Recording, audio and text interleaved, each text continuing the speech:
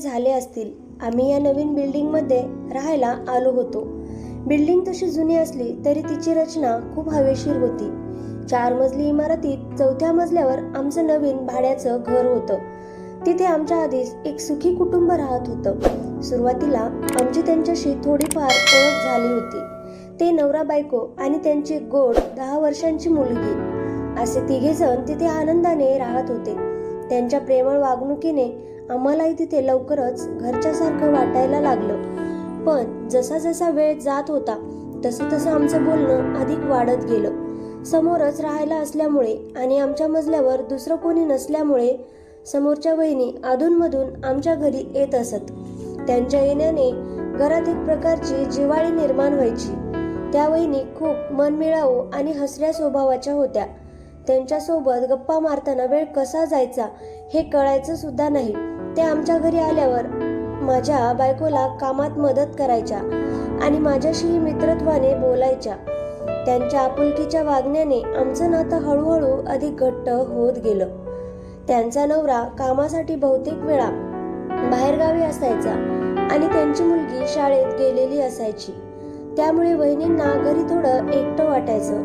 आमच्या घरी आल्यावर त्यांना थोडा वेळ घालवायला मिळायचा आणि आम्हालाही त्यांच्या सहवासाचा आनंद मिळायचा. हळूहळू आमच्यात एक प्रकारची मैत्री आणि विश्वासाचं नातं तयार झालं होतं. हळूहळू आमची चांगली जवळीक वाढली आणि वहिनी आता मन मोकळेपणाने आम्हालाही बोलत होती. त्यांच्या मनात कोणताही संकोच राहिला नव्हता आणि त्या त्यांच्या वैयक्तिक गोष्टी सुद्धा आमच्यासोबत शेअर करत होत्या. आम्हालाही त्यांच्यासोबत बोलताना खूप आनंद येत होता. आम्ही पण एकदम मनसोक्त गप्पा गोष्टी त्यांच्याशी करत होतो. त्यांच्या हसऱ्या स्वभावामुळे वातावरण नेहमी आनंदी आणि हलकं फुलकं राहायचं. त्यांच्या नवऱ्याशी पण आमचं छान जमत होतं. ते जेव्हा घरी असायचे तेव्हा पण बहुतेक वेळा ते कामाच्या निमित्ताने घराबाहेर राहत होते आणि वहिनी तिचे घरातील सगळी कामे आवरून आमच्या घरी साधारण 11:30 ते 12च्या दरम्यान येत होती आणि माझ्या बायकोशी मनसोक्त गप्पा मारत बसत होती. दोघींची चांगली मैत्री झाली होती आणि त्यांना एकमेकांच्या सहवासात खूप बरं वाटायचं. सकाळी तिच्या मुलीला डब्बा बनवून शाळेत पाठवलं आणि नवरा कंपनीत गेला की ती पूर्ण दिवस आमच्या घरीच राहत असत.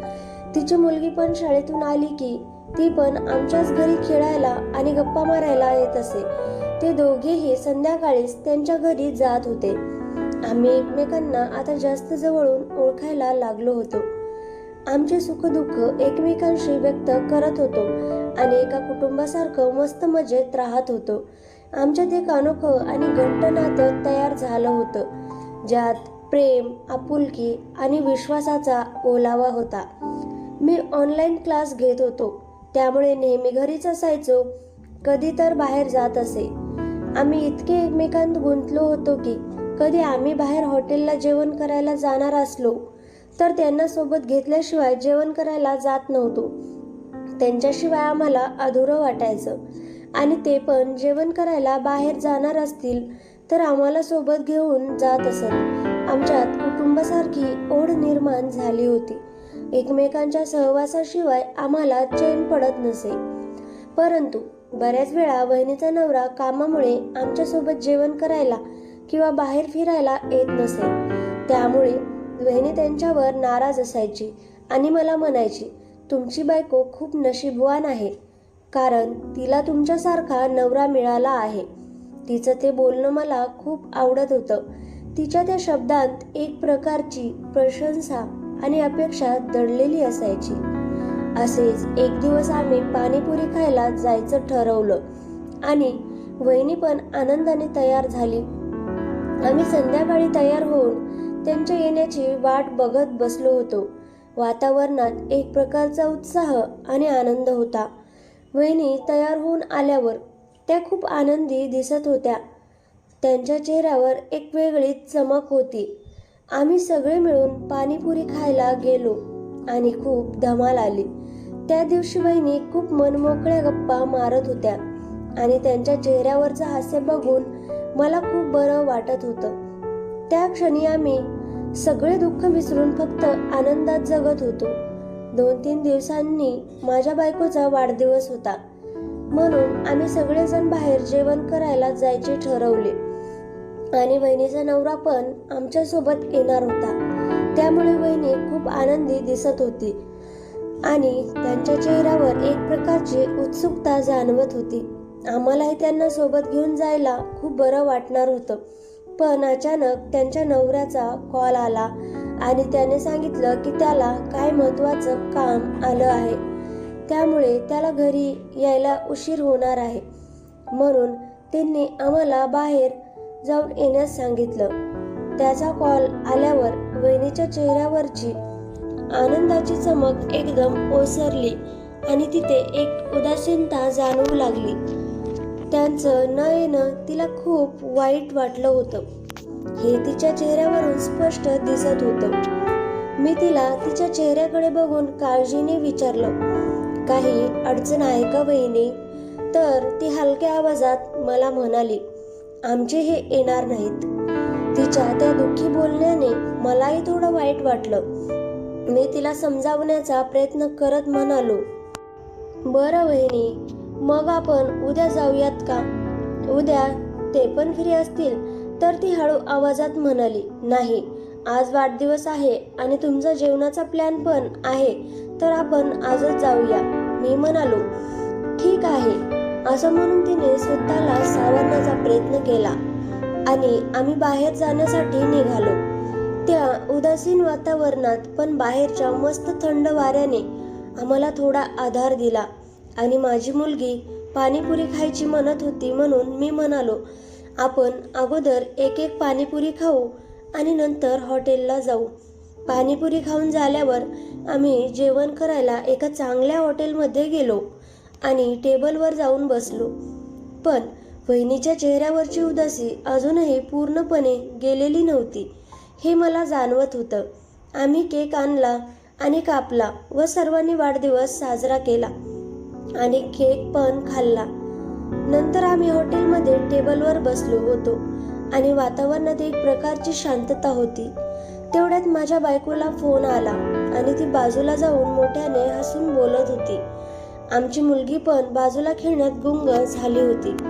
अचानक वहिनी माझ्याकडे बघून हळू आवाजात म्हणाली, तुम्ही खूप समजूतदार आहात. तुमचा स्वभाव मला खूप आवडतो. तिच्या त्या अनपेक्षित बोलण्याने मी क्षणभर गोंधळलो. मला काय उत्तर द्यावं हे सुचेनासं झालं. तरीही मी थोडी हिंमत करून तिला म्हणालो, वहिनी, तुम्ही पण खूप सुंदर आहात. माझ्या त्या प्रशंसेने ती लाजून खाली बघू लागली आणि हळू आवाजात म्हणाली, पण माझ्या या सुंदरतेचा काय उपयोग? तिच्या त्या दुःखभऱ्या बोलण्याने मला वाईट वाटलं. मी तिला काळजीने विचारलं, का बरं, असं का म्हणत आहात? तर ती नाराज होत मला म्हणाली, हो, खरंच बोलत आहे हो मी तिला आग्रह करत म्हणालो, हो, पण काय कारण आहे सांगा ना. मला तिचं दुःख जाणून घ्यायचं होतं. माझा आग्रह बघून ती हळू आवाजात आणि दुःखभऱ्या स्वरात म्हणाली, माझ्या या सुंदर रूपाला बघणारा माझ्याजवळ कधी येत नाही. सगळ्यांना फक्त माझं सौंदर्य दिसतं, पण माझ्या मनातलं दुःख आणि एकटेपणा कोणाला दिसत नाही. तिच्या त्या हृदयद्रावक शब्दांनी माझं मन खिन्न झालं. मला तिच्याबद्दल अत्यंत सहानुभूती वाटली आणि तिला आधार देण्याची तीव्र इच्छा माझ्या मनात निर्माण झाली. तिच्या त्या दुःखभऱ्या बोलण्यावर मी अधीर झालो आणि हिंमत करून म्हणालो, तर काय करूया सुंदरतेचं? मी आहे ना. माझ्या त्या अनपेक्षित बोलण्यावर ती क्षणभर गोंधळली आणि मला प्रश्नार्थक नजरेने बघत म्हणाली, काय म्हणालात? तिचा तो प्रश्न ऐकून मी घाबरलो आणि अडकळत सॉरी म्हणायला लागलो. मला माझ्या बोलण्याचा पश्चाताप झाला आणि मी तिला दुःख पोहोचवलं या विचाराने माझं मन अस्वस्थ झालं. माझी अस्वस्थता बघून ती थोडी हसली आणि म्हणाली, मजाक करत आहे. तिच्या त्या हलक्या फुलक्या बोलण्याने माझ्या जीवात जीव आला आणि मी थोडा शांत झालो. मग मी तिला पुन्हा विश्वासाने म्हणालो, खरंच तुम्ही खूप सुंदर आहात. मला तुम्ही खूप आवडता. माझं ते प्रेमळ कबूल ऐकून ती उत्सुकतेने म्हणाली, खरंच का? मी तिला आग्रहपूर्वक म्हणालो, हो, माझी शपथ. तेवढ्यात माझी बायको आली आणि आम्ही मग एकमेकांकडे चोरून बघत जेवण केलं आणि घरी गेलो. माझ्या मनात मात्र वहिनीचे विचार घोळत होते. घरी गेल्यावर बायको म्हणाली, मला उद्या माहेरी अचानक जावे लागणार आहे. मी तिला काळजीने विचारलं, काय झालं? त्यावर ती म्हणाली, आईची तब्येत ठीक नाहीये. मी तिला म्हणालो, ठीक आहे, तू जाऊन ये. ती माहेरी गेल्यावर समजलं की 3-4 दिवस येणार नाहीये. दुसऱ्या दिवशी सकाळी मला उठूच वाटत नव्हतं. माझं डोकं खूप दुखू लागलं होतं. मी कसा बसा उठलो, दूध घेतलं आणि तसाच बेडरूममध्ये जाऊन झोपलो.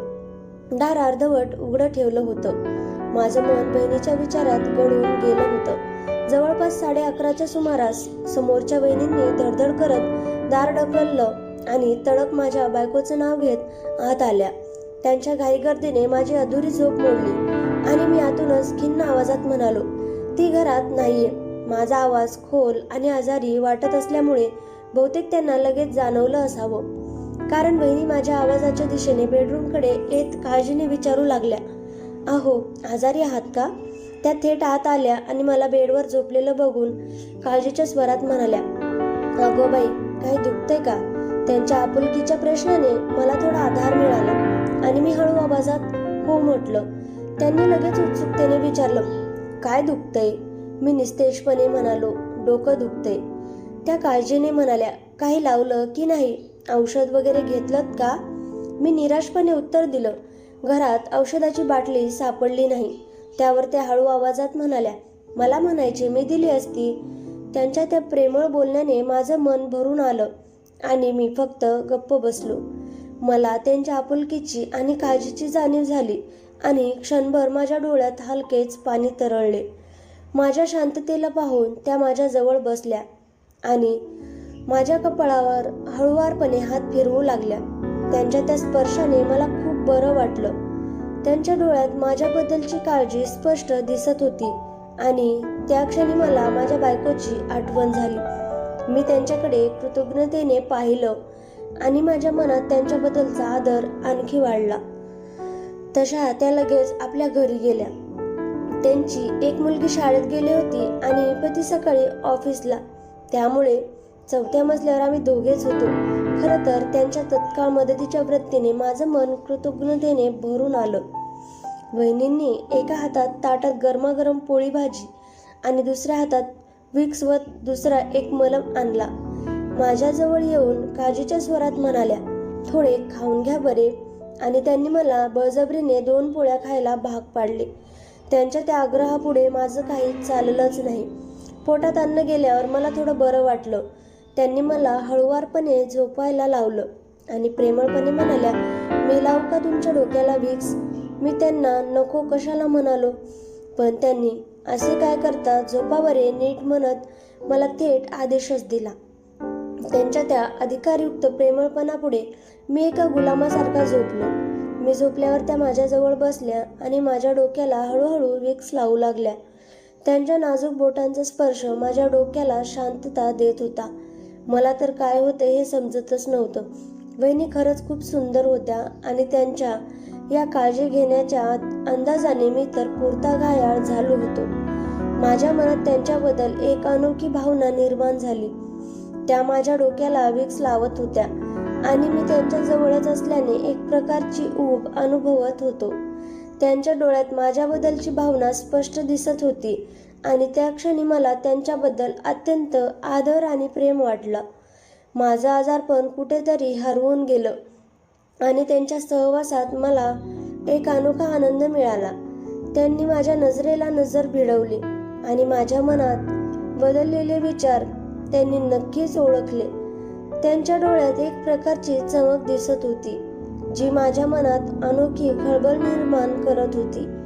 आज बहुतेक माझ्या एकटेपणाचा फायदा घ्यायचाच असं त्यांनी ठरवलं होतं की काय, कोण जाणे. त्यांनी माझं डोकं दाबता दाबता माझ्या बायकोबद्दल विचारपूस करायला सुरुवात केली.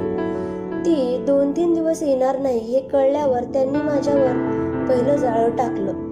डोकं दाबता दाबता त्यांनी नकळतपणे माझ्या गालावरून बोट फिरवलं. त्यांच्या त्या हलक्या स्पर्शाने माझ्यात एक प्रकारची उत्तेजना वाढली आणि मी डोळे बंद करून घेतले. त्यांना मिळायचा तो इशारा मिळाला. त्यांनी मला उत्सुकतेने विचारलं, फक्त डोकंच दुखते की अजून काही दुखते? आता मला स्वतःला आवरणं अशक्य झालं होतं. मी धडपडत उठून बसलो आणि त्यांना मिठी मारली. त्यांनी थोडा वेळ विरोध करत म्हटलं, अहो, हे काय करता आहात, असं काय करता आहात, हे बरोबर नाही, कुणी येईल ना. पण त्यांचा तो विरोध फक्त वरवरचा होता हे मला जाणवलं. तोपर्यंत मी माझे ओठ त्यांच्या ओठावर ठेवले आणि त्यांना ओठांवर ओठ ठेवून किस करत होतो. आता त्यांचा विरोध मावळला होता आणि त्यांनी मला उत्स्फूर्तपणे साथ द्यायला सुरुवात केली.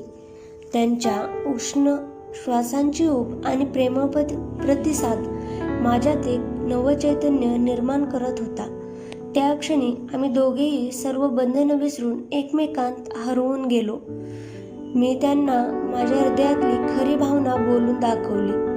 मला तुम्ही खूप आवडता. खरं सांगायचं तर मी स्वप्नात सुद्धा विचार केला नव्हता की तुम्ही माझ्या इतक्या जवळ याल. माझ्या त्या मनमोकळ्या कबुलीने त्यांच्या चेहऱ्यावर एक अनोखं हास्य उमटलं. त्या माझ्या डोळ्यात प्रेमळपणे बघून म्हणाल्या, मला तर तुम्ही इथे आलात त्या दिवसापासूनच खूप आवडायला लागला होता. तुमच्या बोलण्यातली आपुलकी आणि तुमच्या स्वभावातला गोडवा माझ्या मनाला स्पर्श करून गेला. त्यांच्या त्या गोड शब्दांनी माझं मन आनंदाने भरून गेलं. त्या पुढे म्हणाल्या, मी खूप वाट पाहत होते की कधी तुमची बायको माहेरी जाईल आणि आपल्याला असं एकत्र राहता येईल. खरंच तुम्ही खूप छान आहात. त्यांच्या त्या उत्कृष्ट इच्छेने माझं मन अधीर झालं आणि मी त्यांना आणखी जवळ ओढलं. मी त्यांना घट्ट मिठीत घेतलं आणि त्यांच्या कपाळावर हळुवारपणे किस केली. त्या क्षणी आमच्या दोघांमध्ये एक अनोखं प्रेमळ बंधन तयार झालं होतं. आता त्या पण उत्तेजित झाल्या होत्या आणि त्यांच्या श्वासांची गती वाढली होती. त्या रोमांचक वातावरणात माझ्या मनात एक काळजाचा विचार डोकावला. मी त्यांना हळू आवाजात विचारलं, तुमचा नवरा आणि मुलगी घरी आले तर मग कसं होईल? त्यांना आपल्याविषयी काही कळालं तर काय करायचं? मला खूप भीती वाटत आहे. माझ्या त्या काळजीभऱ्या बोलण्याने त्यांच्या चेहऱ्यावरचे उत्तेजित भाव थोडे ओसरले. माझी काळजी बघून त्या माझ्या डोळ्यात प्रेमळपणे बघितल्या आणि म्हणाल्या, तुम्ही काही काळजी करू नका. ते दोघंही आता येत नाहीत. नवरा रात्री उशिरा घरी येतो आणि मुलीला पण अजून टाईम आहे यायला. तोवर आपण प्रेम करू. त्यांच्या त्या निर्धास्त बोलण्याने माझ्या मनातली भीती थोडी कमी झाली आणि एक प्रकारची निश्चिंती आली. मी त्यांना विचारलं, दरवाजा उघडाच आहे ना? त्यावर त्या मिश्किलपणे हसल्या आणि म्हणाल्या, नाही हो, मी दरवाजा बंद करून आली आहे. तुम्ही निवांत राहा, कसलेही टेन्शन घेऊ नका. आपण आता इथे दोघंच आहोत. त्यांच्या त्या खात्रीच्या शब्दांनी माझं मन पूर्णपणे शांत झालं. त्या मला उत्कटतेने म्हणाल्या, मला आज मोडून तोडून टाका. जसं पाहिजे तसं करा, पण माझी खूप दिवसांची इच्छा पूर्ण करा. मला त्यांच्याकडून पाहिजे ते सुख मिळत नाहीये. मी खूप दिवसांपासून उपाशी आहे. मला खूप प्रेम करा.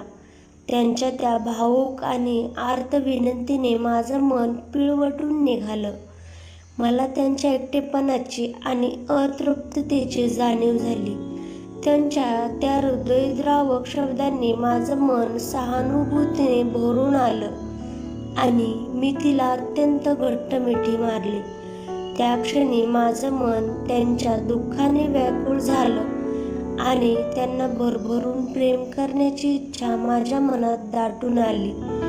त्या माझ्या मिठीत विसावल्या आणि त्यांच्या डोळ्यात अश्रू तरळले. मला त्यांच्या दुःखाची जाणीव झाली. मी त्यांच्या कपाळावर प्रेमळपणे किस केलं आणि त्यांना हळू आवाजात म्हटलं, काळजी करू नका, मी आहे तुमच्यासाठी. माझ्या त्या शब्दांनी त्यांना थोडा आधार मिळाला आणि त्यांच्या चेहऱ्यावर एक हलकी स्माईल दिसली. मी तिला माझ्याकडे ओढले आणि घट्ट मिठी मारली आणि म्हणालो, तू खूप मादक दिसतेस. मला तू खूप आवडतेस.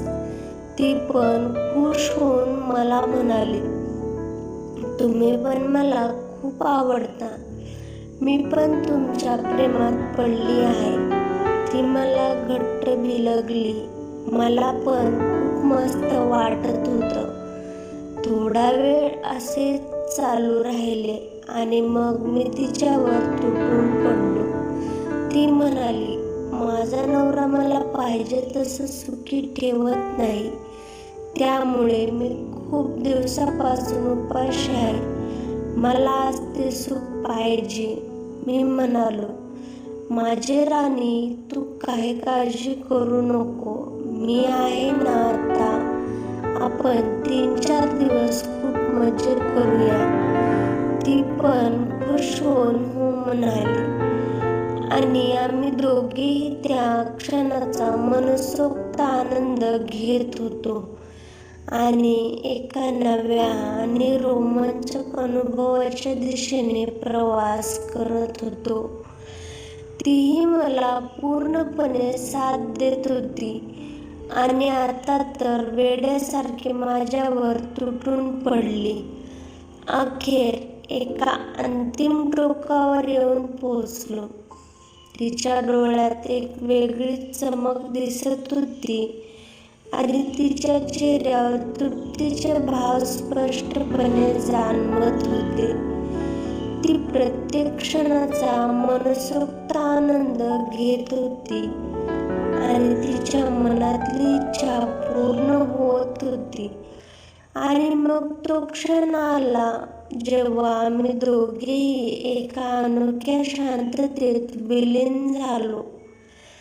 बघता बघता आम्ही दोघेही एका दीर्घ श्वासानंतर शांत झालो आणि ती माझ्या मिठीत शिरून शांत झोपली.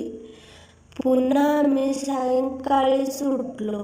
बहिणीने मस्त चहा बनवला आणि आम्ही दोघांनी बसून गप्पा मारत चहाचा आस्वाद घेतला आणि आम्ही 2-3 दिवस खूप प्रेम केले आणि मज्जा करत होतो. तर मित्रांनो, कथा आवडली असेल तर कमेंट करून सांगा.